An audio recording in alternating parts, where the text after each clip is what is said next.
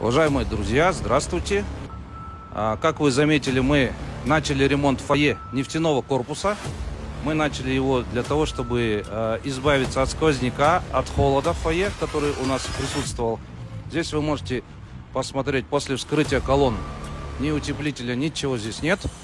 То же самое касается крыши, где вы видите уже металлопрофиль наверху.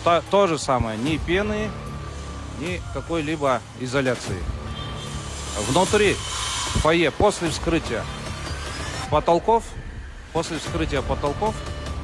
были обнаружены большие дыры при соединении в местах соединения потолка к крыльцу. То есть порядка 15-20 сантиметров были дыры.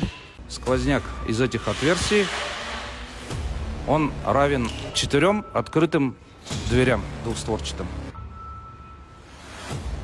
Приносим извинения за временные неудобства и надеюсь, что следующей зимой у нас здесь будет тепло, и мы сможем здесь и кофе, чай пить в фойе.